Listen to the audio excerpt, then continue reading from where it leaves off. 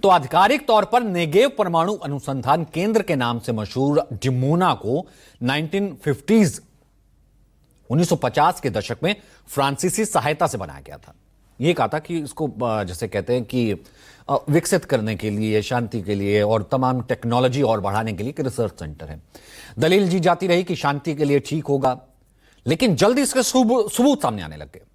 जो संकेत मिलने लगे, जो रिपोर्ट्स आने लगी, वो उसके बिल्कुल उलट थी। सैटेलाइट इमेजेस आती हैं सबसे पहले, कुछ विसल ब्लोअर सामने आते हैं, वहां पर खुफिया लीक सामने आती हैं।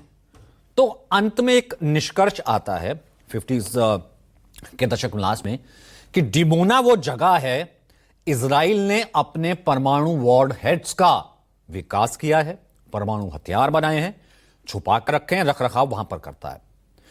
ईरान के विपरीत इजराइल परमाणु और प्रसार संधि यानी कि एनपीटी जो होती है उसका हस्ताक्षर करता नहीं है। यानी इसका मतलब यह होता है कि अगर आपने एनपीटी पे सिग्नेचर किए हुए हैं तो एनपीटी के अधिकारी निरीक्षण करते हैं, बाकायदा वो देखते हैं आप निर्माण तो नहीं कर रहे हो। इजराइल ने दस्तखत किए नहीं, क्योंकि उसने पूरी दुनिया को बताया मैंने बनाया नहीं, इसलिए वहां पर कोई निरीक्षण के लिए आता नहीं। अब उसी आड़ में परमाणु हथियार बनते रहे, इनकार भी करता रहा, लेकिन कूटनीतिक रूप से सुरक्षित, विशेष रूप से संयुक्त राज्य अमेरिका द्वारा संरक्षित होने की वजह से एक बैकिंग कहीं ना कहीं होती रही। हमने कहा ना चुप रहिए और सब काम हो रहा है। इजराइल ने परमाणु बमों का जखीरा तैयार कर लिया, कहां? डिमोना में, जिसका जिक्र आज ईरान कर रहा है। अनुमान यह है कि इजराइल ने यहां 80 से 400 वॉर हेड बना रखे हैं न्यूक्लियर के। यह डिमोना सेंटर यह बताता है कि इजराइल के परमाणु कार्यक्रम का एक लंबा और बेहद गुप्त इतिहास रहा है। अब 1958 से अगर शुरू होता है, वहां पर फैसिलिटी वो बना लेता है, 50s में शुरू किया था, तो कितना पुराना इतिहास रहा। डिमोना सिर्फ एक जगह नहीं है, कई और अघोषित जगह भी हैं और इसका जिक्र भी ईरान करता है। डिमोना तो सबसे बड़ा है, लंबे समय से बहुत ही ज्यादा सीक्रेट में लिपटा हुआ है और जितने वेस्टर्न सहयोगी हैं, खासतौर से अमेरिका, उन सबकी चुप्पी है, इस कारण से वो सुरक्षित है। कुल मिलाकर के लब्बो-लुआब ये निकलता है कि परमाणु संपन्न देश है इजराइल।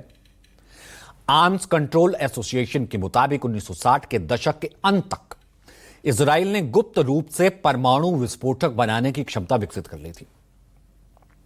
अमेरिकी वैज्ञानिकों ने 1960 के दशक में डिमोना का दौरा किया था। ये रिपोर्ट्स है कि 1960s में अमेरिका के वैज्ञानिक वहां पर गए थे, लेकिन उसके बाद से अमेरिकी वैज्ञानिकों का उस साइट पर निरीक्षण करने के लिए जो है क्षमता सीमित हो गई। कोई गया, कोई नहीं गया, बिल्कुल एकदम ऐसे कर दिया गया कि कुछ है ही नहीं, कुछ एग्जिस्ट ही नहीं करता। सब कुछ एग्जिस्ट करता था। अमेरिका एक बार गया, उस वक्त अमेरिका ने क्या किया, उन तमाम चीजों को कैसे देखा, वो अमेरिका के साथ ही था, लेकिन बिल्कुल चुपचाप। अब कोई साइट्स का निरीक्षण ही नहीं करता, यानी कि सब कुछ होने दिया गया जैसे। वहीं आज तक इजराइल ने परमाणु प्रसार संधि पर हस्ताक्षर नहीं किया, उस ढांचे से वो बाहर है। तो एक वो शील्ड हो गया कि आईएईए का कोई भी वहां पर जा नहीं सकता, डिमोना फैसिलिटी का निरीक्षण कर नहीं सकता, क्योंकि ऐसी रिपोर्ट्स ही नहीं।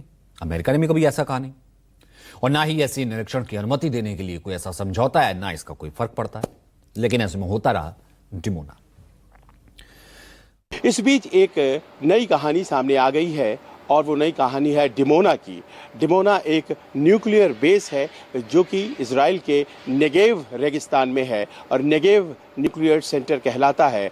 और इस रहस्य को अभी तक कोई खोल नहीं पाया है कि आखिर नेगेव रिसर्च सेंटर जो डिमोना में है उसमें क्या क्या हो रहा है, कितने वॉरहेड्स हैं, किस तरह का न्यूक्लियर रिसर्च हो रहा है, क्योंकि आज तक उसका कोई इंस्पेक्शन नहीं कर पाया है। लोग कहते हैं कि अमेरिका के राष्ट्रपति जॉन एफ कैनेडी पीछे पड़ गए जब इजराइल के, और उन्होंने कहा कि इजराइल को इंस्पेक्शन कराना होगा। तो उस वक्त के तत्कालीन इजरायली प्रधानमंत्री बेन गुरियन, जिनके नाम पर आज का वहाँ एयरपोर्ट है तेल अवीव में, उन्होंने रिज़ाइन कर दिया था।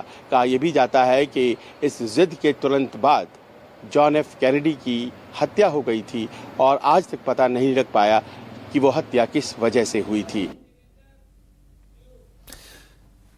संजीव ने बताया कि किस तरीके से ये थ्योरी सामने आई थी और फिर अमेरिका का साथ सामने आया। इसको और डिटेल में हम बताते हैं। दरअसल तत्कालीन अमेरिकी राष्ट्रपति जॉन एफ कैनेडी के बारे में कहा जाता है कि वो इजराइल के न्यूक्लियर कार्यक्रमों के खिलाफ थे। इसराइल ने शुरू करा अमेरिका के साथ मिलकर, लेकिन उस वक्त थे राष्ट्रपति जब आए तो उनको जब ये पता लगा वो खिलाफ थे न्यूक्लियर कार्यक्रम के। कई बार इसराइल को इसको लेकर के चेतावनी दे चुके थे, कह चुके थे कि इसराइल को ऐसा नहीं करना चाहिए। ओपनली जॉन एफ कैनेडी कह चुके थे। इसराइल के तब प्रधानमंत्री थे जो वो अमेरिका के इस राष्ट्रपति के दबाव में नहीं आए। वो चाहते थे कि लगातार उनका कार्यक्रम चलता रहे, वो इस तरह से जो है आगे जो है हथियार बनाता रहे, अपनी जो कैपेबिलिटी है वो बनती रहे। इसराइल के परमाणु कार्यक्रमों को रोकने की बजाय उन्होंने फिर ऐसा समझा कि हम बंद तो करेंगे नहीं। अब जॉन एफ कैनेडी लगातार कह रहे हैं, कहने को तो अमेरिका है, तो भैया उन्होंने इस्तीफा दे दिया, अपनी पद से इस्तीफा दे दिया, रिजाइन कर दिया। जिसके बाद US president John F Kennedy की हत्या हो गई। मना किया, अब जॉन एफ कैनेडी की हत्या हो गई। उनकी हत्या को उसके बाद जो रिपोर्ट्स आई, इजरायल के परमाणु संपन्न देशों की सूची में शामिल होने से रोकने के खिलाफ उनके रुख को माना गया, जो उसके बाद ये चीजें सामने आई। अमेरिका के 35वें राष्ट्रपति थे जॉन एफ कैनेडी। 20 जनवरी 1961 को वो राष्ट्रपति बने थे। उस वक्त हमने 58 का जिक्र किया। तब कोलैबोरेशन चल ही रहा था, इजराइल वहां पर बना रहा था, अमेरिका सहयोग कर रहा था, सब चीजें ओपन थी। 61 में कैनेडी ने विरोध किया। 22 नवंबर 1963 को टेक्सास के डैलस में उनकी हत्या हो जाती है। अब राजनीतिक यात्रा कर रहे थे, उस दौरान उनको गोली मार दी जाती है। एक शख्स का नाम आता है ली हार्वे ओसवाल्ड। उस शख्स पर आरोप लगता है कि उसने गोली मारी है, लेकिन उसके पीछे की कई थ्योरीज ऐसे कहते हैं क्योंकि वो खिलाफ थे। एक ये वजह भी है।